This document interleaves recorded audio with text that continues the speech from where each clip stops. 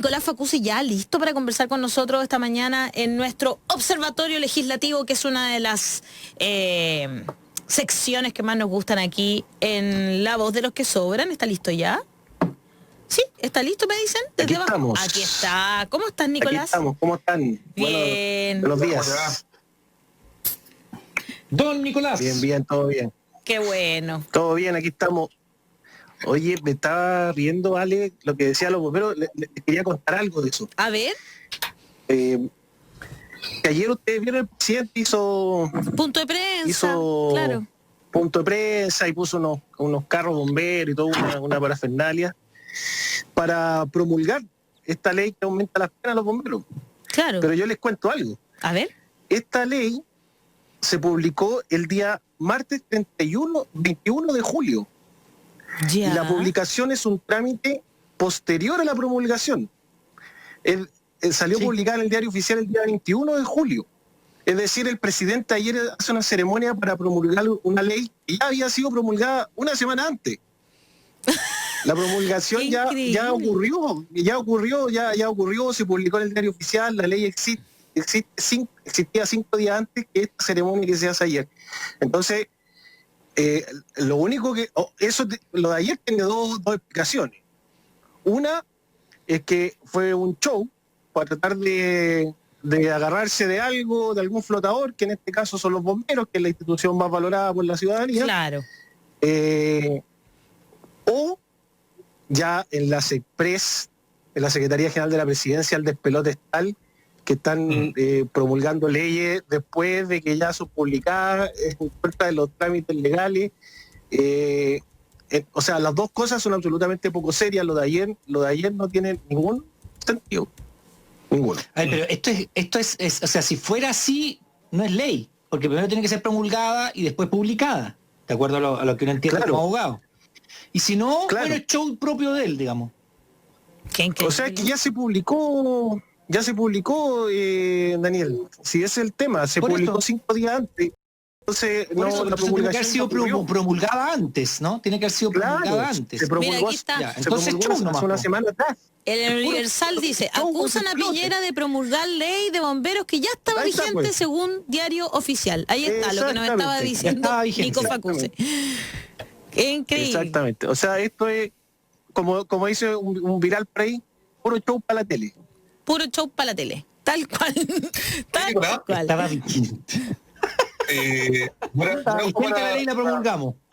Mauricio. Para ir, claro, estas puestas en escena que bien sabemos que son vacías, pues, ¿no? Y tratan de pillar la atención respecto a lo que es efectivamente más urgente y incluso más noticioso, ¿no?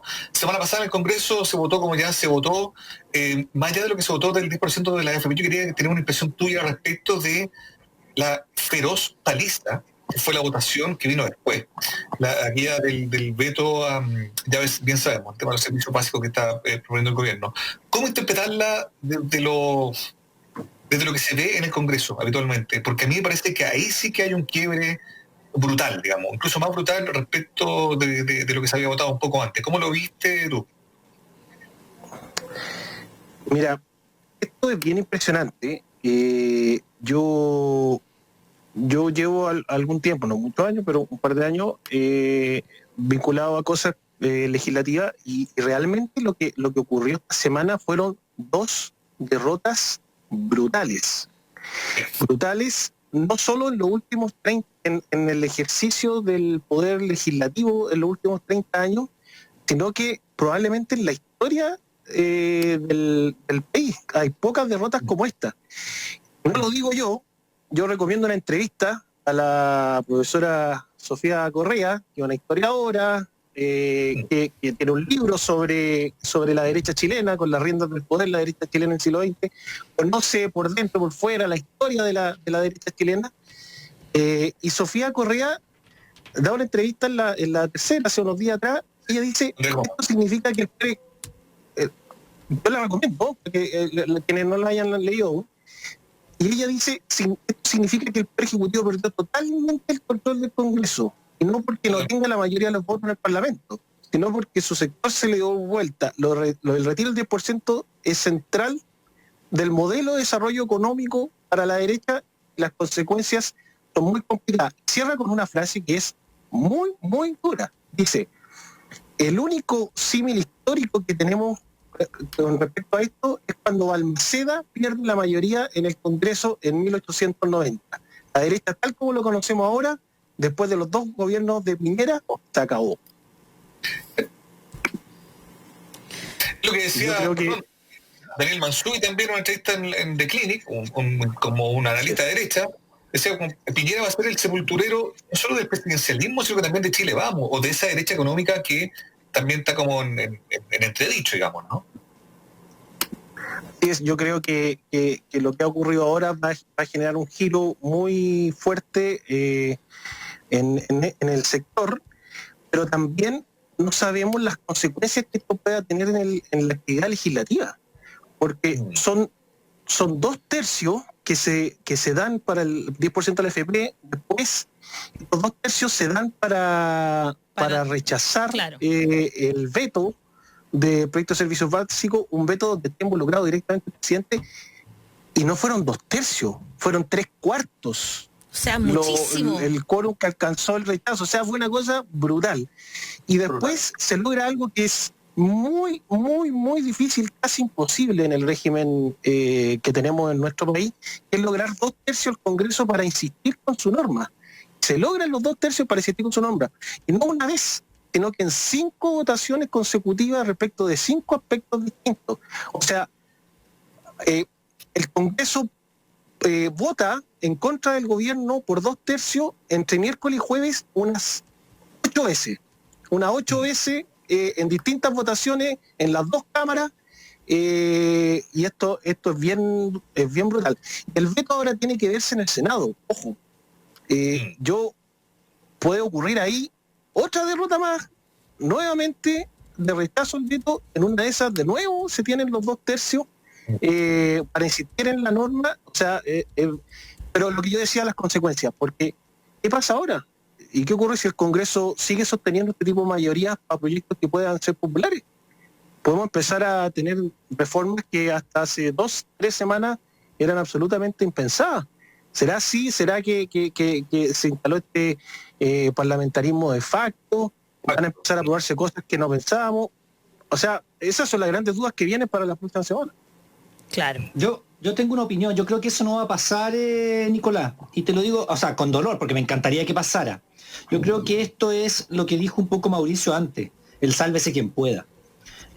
Lo del 10% era tanta la gente mirando el canal del Senado, el canal de la Cámara de Diputados, viendo qué de cosas decían, etcétera, que esto fue un sálvese quien pueda. Yo quiero salir reelegido en mi próxima diputación.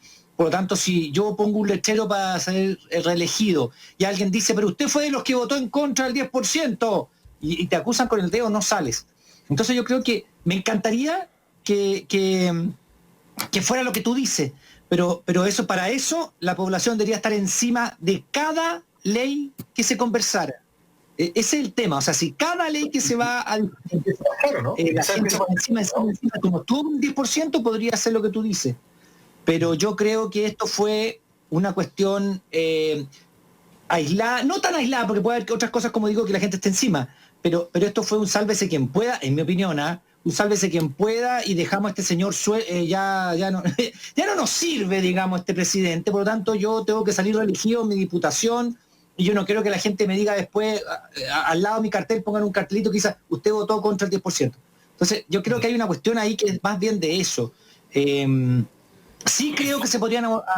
eso es lo que yo creo. Me encantaría que fuera como dice Nicolás Facusa, me encantaría, pero tampoco me quiero engañar y engañar a la gente, o bueno, en mi opinión, puede que esté equivocado. Yo no digo que sea así, yo digo que queda la interrogante. ¿Qué va a pasar de aquí en adelante? Porque se articuló una mayoría que antes nunca había ocurrido. Yo tampoco estoy seguro de que eso ocurra de manera sistemática, pero queda un interrogante, porque cuando ya hay gente que cruza la calle, puede volver a cruzarla. Yo creo que igual lo importante es que Daniel, siento yo que más allá de la motivación que haya tenido los parlamentarios de derecha en particular, que votaron en contra de su bloque, ¿no? Si ha sido, no sé, de un cálculo político o de una profunda convicción, o de oportunismo, o por último para salvarse el pellejo, digamos, ¿no?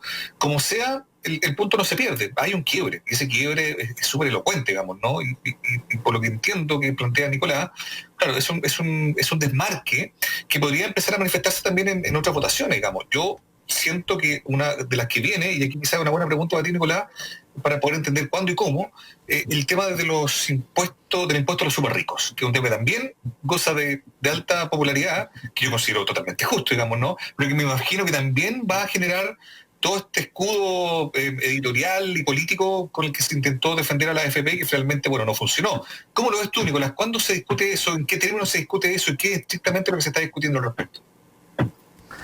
Mira, ese proyecto tiene una fórmula en términos técnicos similar a la del 10%, que es a través de una reforma constitucional que no puede ser declarada inadmisible por ser de iniciativa exclusiva del presidente, no puede ser declarada inconstitucional, porque todo aquello que reforma la Constitución no puede ser, por definición, declarado inconstitucional. Entonces, ese mecanismo de reforma que se utilizó para el 10% siempre fue una fórmula muy difícil porque requería quórum muy alto, 3/5 o 2/3.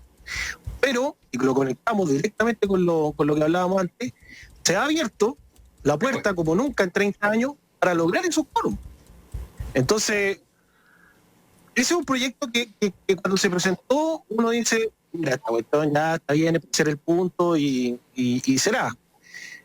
Después se empiezan a plegar algunos parlamentarios y empiezan a surgir algunas dudas y de repente las cosas empiezan a tomar fuerza, empiezan a ser populares y empiezan los parlamentarios en el contexto en el que estamos, y siento que eso es fundamental, empiezan a plegarse a la iniciativa. Entonces el cerrojo que tiene la Constitución para que ese tipo de cosas no ocurran es ponerle quórum alto. Claro. Lo que no estaba en el diseño de Jaime Guzmán y quienes construyeron esta Constitución es que ese tercio que tuvieron siempre para bloquear y vetar reformas sustantivas en algún momento se iba a romper. Y se rompió el 15 de noviembre para lograr la reforma constitucional que abre el plebiscito. Se logró esta semana con el 10% de la AFP, se logró para insistir en la norma del veto, o sea, ya se ha logrado 3 veces romper ese cerrojo. Y si un proyecto como este, que tiene un diseño muy similar, logra romper adquirir popularidad y fuerza y qué sé yo, y la gente se mete en el tema. El proyecto 10% de AFP tuvo 52 puntos de rating, eso es un partido de Chile. Es una cuestión muy sí, potente. Es verdad. Sí. Es una cuestión muy potente. Entonces, si este otro tema también empieza a ganar fuerza, quién sabe. Yo te diría hoy día, Mauricio, como se los dije en el programa que hablamos esto por primera vez del 10% AFP, yo veo muy difícil que lleguemos a los 3/5 menos a los 2/3. Bueno, me equivoqué como se equivocaron todos. Y ahora yo te diría, Mauricio, muy difícil que se logre el quórum para un proyecto del impuesto súper rico, pero quién sabe, como el estado de cosas como están, quién sabe, ¿cierto? Agarra fuerza. De todas maneras, oye, Nico, yo sé que estamos conversando a propósito de lo del 10%, que ya yo creo que todas esas cosas que hablaban de que esto iba a ser como una debacle económica, fue lo primero que supimos que no iba a pasar, ¿no es cierto?, esta semana. Después pasó lo de que era antidemocrático. Bueno, con más de 2/3, no sé cómo alguien puede seguir insistiendo en algo como eso, como que esto está en contra de la democracia, ¿no? Es el tema. ¿No es cierto? Es como absurdo, o sea, realmente. Sobre el 80% de las personas lo quieren y sobre 2/3 de los diputados y senadores lo quieren. ¿Puede ser eso antidemocrático? O sea, no sé cómo pueden seguir con ese argumento, que realmente a mí me parece muy absurdo. Pero yo no me quiero salir del tema sin preguntarte finalmente, Nico, que para allá iba yo, de esto que ha aparecido en redes sociales y que se ha hablado mucho sobre esta especie de salvataje a las empresas, que las empresas también podrían utilizar los fondos de la AFP. Todos van a poder usar los 10% de la AFP. Todos van a poder usar. Pero sería una ley aparte, sería otra ley, no sé. Sí, pues no, se aprobó en el Senado y creo que va. Por eso le estamos preguntando a Nico de qué se trata. Sí. Mira, esto yo entiendo que se refiere al proyecto que establece cautela el buen funcionamiento del mercado financiero, ese es su nombre. Es un proyecto bien técnico. Yo creo que aquí es bueno que los economistas puedan pronunciarse sobre el impacto que tienen. Hay abogados muy buenos que saben de cuestiones económicas, pero yo creo que siempre es bueno desconfiar de los abogados que hablan de números porque se pueden perder. Y yo creo que sería bueno la mirada ahí de un economista del impacto real de una medida como esta. Perfecto. Lo que yo sí les puedo contar es los puntos que han estado más fuertes del proyecto y en qué estado está. Este proyecto se ingresa en junio y tiene como objetivo lo que señala en su mensaje, es otorgar a la empresa ciertas vías para lograr liquidez, para regular aspectos que dicen relación con la flexibilización y agilización de procesos, sí, y agilización de los procesos de emisión de deuda de mercado de valores.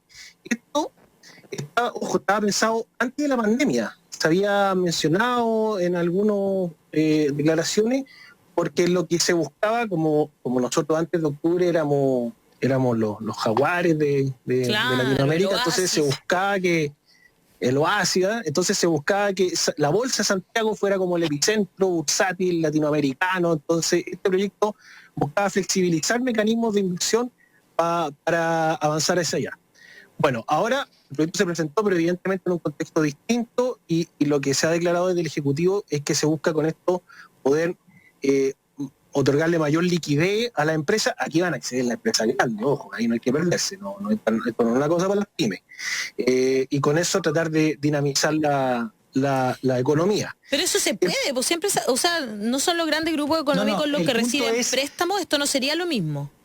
Sí, no, pero es que lo que pasa es que aquí la AFP, para invertir en cualquier cosa, tiene que haber cierto grado de control, tiene que haber cierto grado de que donde van a invertir, porque es plata de todos los chilenos a la larga, entonces claro, cada chileno, cuando la AFP invierte en algo, tiene que ser algo que va a rentar, que sea seguro, que tenga, por eso el fondo E es súper seguro y el fondo A es más y así. Entonces, lo que se quiere es liberalizar un poco las reglas, ¿ya?, para que las AFP puedan invertir en empresas que no son tan solventes, segura, que no son... ¿Me entiendes? Perfecto. Hay un tema ahí de que se liberalizan un poco las reglas para que las AFP puedan invertir en empresas que no tienen ese grado de seguridad tan exigente que pide el 6.500 y la ley de mercado de valores. ¿O no, Nicolás? Exacto, los dos puntos más complejos del proyecto, el que decía Daniel. Efectivamente, el sistema de pensiones que se impone en dictadura es súper neoliberal, pero aún siendo tan neoliberal dice, mira, hay ciertas cosas donde las AFP no pueden invertir porque son muy riesgosas. Muy riesgoso. Cuando algo es riesgoso, ojo, te puede generar mucha ganancia, pero te puede generar una pérdida brutal. Claro. Y acá, como estamos hablando de fondos previsionales, la idea es que haya un margen acotado. Perfecto. Este proyecto buscaba que se pudiera invertir en títulos sin evaluación de riesgo, en el fondo. Esa era la clave. Okay. El segundo punto complejo es que aumenta el rango en que el Banco Central puede establecer límite para la inversión de fondos de pensiones en activos alternativos, que son estos otros activos que pudieran tener más riesgo. Yeah. Hoy día se puede una inversión del monto total entre un 5 y un 15% en estos activos. Se dice que entre el 13, 12, 13% se utiliza para esos activos en la actualidad, y con este proyecto se aumenta al 20%. O sea, se amplía el techo del porcentaje que se puede invertir en este tipo de fondos. Perfecto. Yo quería mencionar, sí, algo. Esto del 5 al 20 es complejo porque corre un riesgo mayor estos fondos. Claro. Pero hay un punto relevante que tiene que ver con el tema de la AFP, y yo creo que aquí había una confusión. Y bueno, estamos en el primer trámite, esto se aprobó en el Senado el miércoles, pasó al segundo trámite, se va a revisar en la Cámara de Diputados, se mantuvo esto del Banco Central que yo les comento, pero en el tema de la AFP, estuvimos ahí revisando con detalle. En su discusión particular en la Comisión de Hacienda se abrió el debate sobre el riesgo, los niveles de riesgo que podrían tener estas inversiones. Y la verdad es que se abrió el debate a partir de una indicación que presentó el senador Montes, en que buscaba eliminar esta propuesta o en subsidio restringirla o establecer algunos resguardos adecuados para evitar la exposición a un riesgo muy grande de los fondos de pensiones. Y la propuesta del Ejecutivo, como estaba redactada, se echó. Ojo. Y así pasó a sala del Senado, y en el Senado se votó y pasó a la Cámara de Diputados. Esto no quiere decir que el Congreso en el segundo trámite no reponga esta norma, que es una de las dos normas riesgosas que decíamos al principio. Y ahí de nuevo, fundamental que la ciudadanía, la gente, los medios de comunicación como ustedes, estén encima. ¿Cómo va avanzando ese proyecto? Indagar ahí con los parlamentarios, bueno, ¿se repuso o no se repuso esta norma que le da más posibilidades a la AFP en invertir en fondos, en activos riesgosos? ¿Está o no está el porcentaje que puede invertir? ¿Se subió o no se subió? Eso yo creo que hay que estar muy, muy, muy atento. Pero me parece bien que se haya levantado el punto y que la gente ahí encima, aunque de pronto pueda haber alguna imprecisión con lo que efectivamente va quedando en el proyecto, pero eso es propio del proceso legislativo, donde las cosas van cambiando. ¿Y en qué parte del proceso, digamos? Va la Cámara ahora. Ahora tiene que ir a la Cámara. La Cámara se va a ir a la Comisión de Hacienda. Deberíamos estar... Pero mira, perfecto, atento a lo que pasa ahí. Yo soy economista. Sí, yo no soy economista, pero nosotros vimos que con la pandemia muchos fondos perdieron plata. ¿Sí o no? Mucha gente dice, oye, yo tenía... ¿Por qué perdieron plata? Y espero que me corrijan si estoy equivocado. Perdieron plata porque las inversiones en fondos más riesgosos, o sea, las bolsas bajaron. En el mundo. Las bolsas bajaron. Claro. En el mundo. Y ahí hay plata de la AFP invertida dentro de Chile y fuera de Chile. Un 55 dentro de Chile y un 45 fuera de Chile. Y esas bolsas y esas inversiones riesgosas bajaron su... Entonces eso hizo que la gente perdiera plata. Menos en Chile, porque acuérdate que la bolsa chilena subió el viernes. No, pero eso me estoy refiriendo cuando empezó la pandemia. Porque sí, sí sé, pero yo te lo estoy diciendo para que lo recuerdes. Dicen que se va a recuperar, porque en el fondo esto es una cosa transitoria y se va a recuperar esos fondos de la fondo A, fondo B, no tengan miedo, de aquí a un tiempo se va a recuperar, no se preocupen. Eso es lo que nos han dicho. Sí. Pero perdieron todos los fondos, hasta el fondo B perdió. Sí, pues. Pero... entonces, esta ley va en el sentido contrario, va en abrir la llave para que se pueda invertir más en fondos más riesgosos. O sea, lo que pasó con la pandemia, que la gente perdió plata, se abre más la llave para que más gente podría perder plata. Entonces, por eso se dice que lo que apunta es a salvar a alguna empresa y no a que haya una posibilidad de que los que están en el fondo tengan más... Porque claro, miren, si es un principio básico en la economía. El que arriesga más puede ganar más o perder más. Lógico. El que arriesga menos así es, puede perder menos o ganar menos. Con esto se abre la llave para que se arriesgue más. Se puede perder más o ganar más. Entonces, ¿por qué vamos a hacer eso? Si además del fondo estaría el salvataje de alguna empresa. Puede que esté equivocado. Ese análisis que hago yo estoy dispuesto a que alguien me corrija. Porque no soy economista, pero eso es lo que uno lee de afuera. Por eso sería interesante que alguien nos dijera, sí, pero mira todas estas cosas. Ah, ya, perfecto. Me explico, ¿no? Yo me sumo a lo de Daniel y también, insisto, yo les comento lo que legislativamente uno puede... Por eso yo quería saber en qué trámite íbamos. Pero los impactos, claro, estamos en el segundo trámite constitucional, lo clave aquí es lo que pasa en la Comisión de Hacienda, la Cámara de Diputados, de los impactos económicos, claro, hay gente que tiene conocimiento, que puede darlo más claro, pero lo relevante es el principio que señala Daniel. No están las condiciones, menos respecto a estas pérdidas, para que los fondos de pensiones más riesgo. sigan en una ruleta de apuestas, que es riesgosa y que puede seguir disminuyendo los fondos. Además que después nos van a echar el principio fundamental. Y después nos van a echar la culpa a nosotros. No, fue por el retiro del 10% de los fondos. Yo ya veo eso que viene, que se viene. Sí, no es el momento. Tienes toda la razón, Alejandra. No es el momento para aprobar una norma como esa. Claro. Y es más, dejémonos de cosas. Si con la crisis subprime, el año 2008-2009, de los 30 países que tenían, bueno, hasta 30 países llegaron, pero que asumieron el sistema de AFP, 18 volvieron. O sea, ya no invertir en lugar, etcétera. Y muchos de los países de Europa del Este, ¿no? Polonia, Croacia y otros, que acogieron el sistema de AFP puro de Pepe Piñera, volvieron después de la crisis subprime, porque les pasó lo mismo. Los fondos de las personas en Europa del Este, que cuando cayó el muro no tenían sistema como lo que hemos pensado, dejaron el sistema de AFP, el sistema de ahorro forzoso individual, para volver a un sistema más solidario. Y eso pasó después de la crisis subprime, cuando se fueron a la punta del cerro las inversiones personales. Claro. Oye... Ale, disculpa, para cerrar esto, para entregarle un mensaje claro a la gente en este tema. Eso. Yo creo que lo más importante que tiene que tener la gente, bueno, primero seguir encima de los temas, que eso ha demostrado ser fundamental para el avance de las cuestiones que le importan a la ciudadanía. Y lo segundo es exigirle al gobierno que no es el momento de poner en riesgo los fondos previsionales de la población, de la ciudadanía. No es el momento. Eso yo creo que el trasfondo detrás de este tema. Cuidemos nuestros fondos, por favor, cuidemos los fondos previsionales, porque ya son escasos, son pocos. Ponerlos en riesgo, más en estas circunstancias, es muy jodido. Muy cierto. Me parece muy bien el mensaje final para cerrar ese tema en particular. Nico, ¿hay un ingreso familiar de emergencia 3.0? ¿De qué se trata esto? Más. Vamos a poner más lucas sobre la mesa para que esta negociación colectiva funcione. ¿Qué es eso? ¿De qué se trata? Yo quiero recordar al gran Bombo Fica y su Master Club.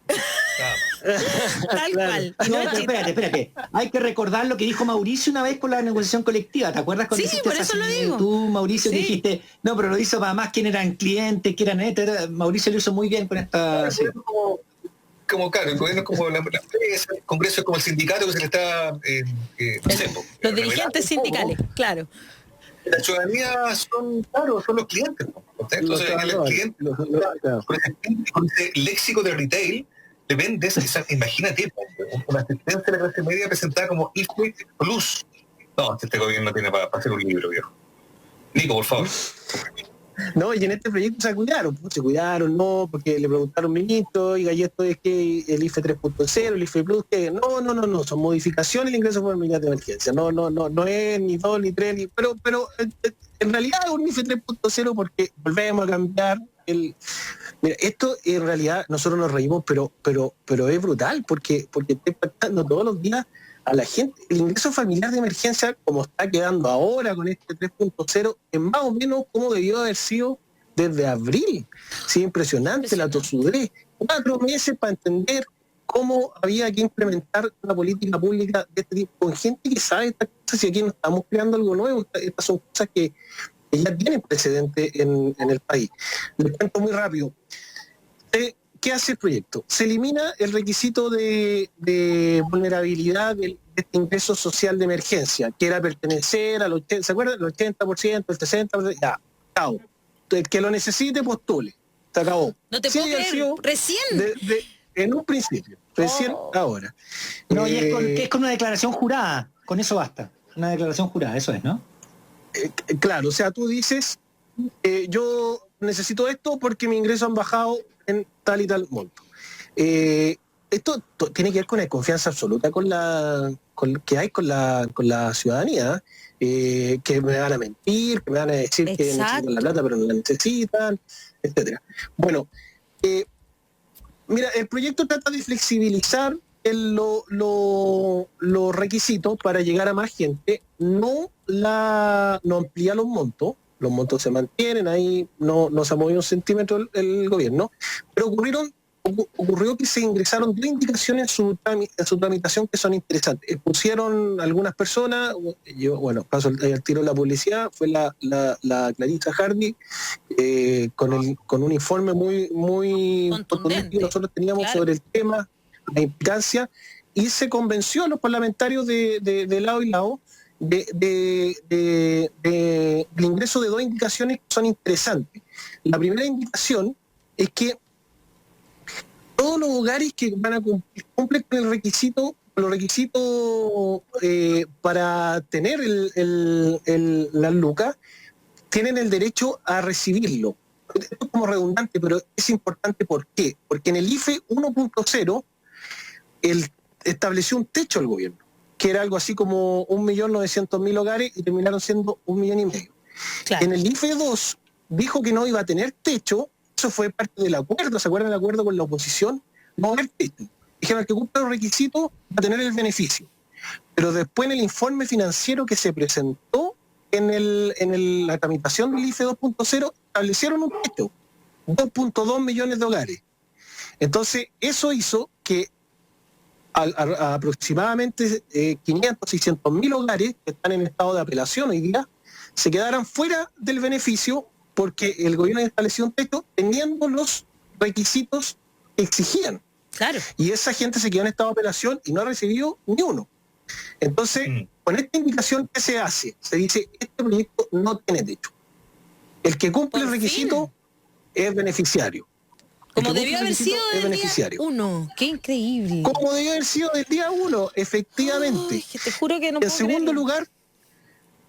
Y en segundo lugar dice que las apelaciones, hay gente que apeló al IFE 1 y todavía no hay respuesta. Esto fue ya hace como 2 meses. Ya. Entonces, una segunda indicación dice, las apelaciones van a tener un plazo máximo de 15 días para responderse. Y si no se responden esos 15 días, se entiende que la postulación es válida. Y por lo tanto el hogar ingresa al beneficio. Si la autoridad no cumple con la diligencia de responder a la solicitud o a la apelación, en 15 días el beneficio se accede. Y si responde rechazando, tiene que argumentar por qué rechazó.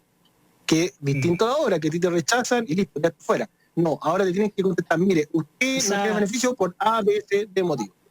Esa normativa que están mencionando, Nicolás, que es que si la autoridad no te contesta, se da por accedido y que tenga un fundamento en la negación, es parte de la legislación más moderna que se ha ido haciendo en el mundo.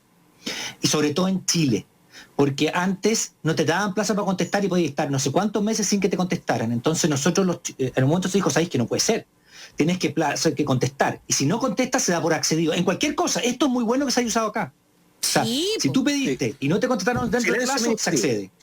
Claro, el silencio administrativo. Y lo otro es que tiene que ser fundamentado, pues cabritos, si no es por broma la cuestión. Entonces las dos cosas suman, las dos cosas son buena técnica. Es que ahora estaban contestándote, en este caso. No que no lo necesitabas, sino que te habían cambiado de tramo. Porque como al principio era el 40, del 60, del 40, que era un enredo, pero era como el 40 de los más vulnerables al final, ¿no? Entonces, claro, te decían, no, es que ya no está usted dentro del 40, está dentro del 60, no sé. Claro. ¿Cachai? Y te inventaban una cuestión, te inventaban una respuesta. Y luego, que era una respuesta muy desagradable además. O sea, aquí lo que me pasa es que siento que por fin ya no nos están tratando como pillos. Yo siento, el fin de semana Daniel Matamala escribió una columna donde hablaba de que nos trataban como niños, ¿verdad? Hay muchas cosas donde nos siguen tratando como niños. Pero Daniel además yo siento que también en general como que todo esto nos trata como pillos. No, es que aquí va a venir alguien que no lo necesita y va a tener esta plata y no lo necesita. Y es como, ¿de verdad? O sea, ¿tú crees que aquí la gente está pensando que no lo necesita? ¿Van a postular los que no lo necesitan? ¿De verdad lo creen? ¿De verdad lo creen? Claro. Por eso citan el caso de Perú y otro de Tiro, porque creen que la gente se va a ir a Punta Cana y va a cambiar el auto. No, sí, eso es, bueno, es una importante desconexión con la realidad del resto del país. Lo dicen los ministros de Estado, que no tienen idea de cómo vive la gente, así nada. Entonces, bueno, digo, eso es solo la confirmación de aquello, ¿no? Nicolás, sigue tú, por favor. No, yo lo que quería decir es que además la situación económica en este contexto es súper cambiante, porque si gente que estaba en el rango superior, en el 20% superior, en 2 o 3 semanas, en un mes, hasta ahora está en los rangos dentro del 30-40%, entonces tú tienes que actualizar tu registro social de hogar y el registro y después la MUNI se demoraba no sé cuánto en actualizarte y entonces quedabais fuera del beneficio. Esto le ha pasado a 500.000 apelaciones por hogar. Un hogar en Chile en promedio está compuesto por 3.1 personas. O sea, son al menos 15, o sea, son 1,5 millones de personas que están leyendo cero, cumpliendo los requisitos, cero. ¿Nico? Por eso agarró tanta fuerza el proyecto del 10% de la FP. Claro. Si tiene todo el sentido del mundo. Nico, preguntan una cosa cortita. ¿Hay que postular otra vez para este IFE 3.0? Sí. El que no tenga el beneficio hay que postular, sí. Se peleó una indicación que no se aprobó, pero todavía queda trámite legislativo, que es para que a quienes le den el beneficio ahora, con las apelaciones, o sea, con los requisitos respectivos, pueda ser de carácter retroactivo. Es decir, yo tenía esto, necesidades de mayo, por ejemplo, me rechazaron, apelé, no me han contestado, entonces postulo ahora, me dan el beneficio y considerando todo lo anterior, que me lo den para de manera retroactiva los 2 o 3 meses atrás. Eso no se ha aprobado, pero está ahí también en el centro de la discusión, que yo también creo que sería razonable. Claro. Y la segunda pregunta, ¿todos aquellos que recibieron ese beneficio igual pueden sacar la plata a la AFP? Así es. Recordemos que el beneficio, el derecho a retiro del 10% de la AFP es compatible con cualquier beneficio, sin condición alguna, compatible con cualquier beneficio que usted está recibiendo del Estado, ya sea en el contexto de la pandemia o antes. O sea, si yo tengo, por ejemplo, estoy dentro de esas personas que pueden pedir el crédito blando, de hecho, voy a ser muy honesta, me llegó un correo para que vean que sí, he bajado mucho mis ingresos porque me llegó el correo del servicio impuesto interno. Me llegó el correo. ¿También te llegó? Interno. ¿Viste? Entonces, si yo pido ese crédito blando, sí, a mí igual. No, estamos en el mismo tramo. Bajamos igual nuestro ingreso. No sé si es tan bonito. No sé si es tan buena la noticia. Claro, yo me río, pero la verdad es que por dentro no me estoy riendo tanto. Eso es lo que... Oye, pero en serio, o sea, si yo pido ese crédito, igual puedo acceder al 10% de la AFP entonces. O sea, no es incompatible. Absolutamente, no es incompatible. Se puede pedir el crédito, se puede pedir el 10% de la AFP, son cuestiones complementarias. ¿Por qué? Porque una cosa es un beneficio que te entrega el Estado y lo otro es tu plata nomás. Porque claro, no hay ningún beneficio, vas a ocupar tu plata para poder sobrevivir en este contexto. Bueno, yo espero que después de esto, después de 4 meses, después de 3 IFE, por fin, quizás ya terminándose la etapa más crítica de la pandemia, vamos a volver a la comida normalidad y ya, bueno, vamos a tener un IFE que como debió haber sido... Oye, pero que la gente esté atenta, volvemos al mismo mensaje. Este proyecto se está tramitando, está el segundo trámite constitucional, hay que seguirlo también de cerca hasta que salga pronto, ojalá también. Oye, te quiero darle una recomendación a la gente que sigan al Nico Facuse, es @nfacuse en Twitter para que lo sigan porque es muy interesante las cosas que publica. Te estuve retuiteando algunas cosas el fin de semana, Nico. Vale. Así que para que lo sigan porque de verdad está... Mira, si tu único problema es que eres albo, que está puesto ahí en tu biografía. No, si es para molestar, es para molestarte, no, exactamente. Nico, muchas gracias por haber estado esta mañana en La Voz de los que Sobran y explicarnos también todo. Perfecto. Lo más importante es que sigamos conectados con lo que está pasando en el Congreso. Nosotros, la opinión pública, le hace muy bien a la democracia que estemos atentos a todo lo que está pasando en el Poder Legislativo y en el Poder Judicial, que es lo que la gente ha demostrado esta última semana. Un abrazo, Nicolás Facuse, coordinador del Observatorio Legislativo del Instituto de Igualdad. Le damos las gracias a FES Chile por este espacio. Un abrazo, Nico. Muchas gracias, que estén muy bien. Chao, chao. Ahí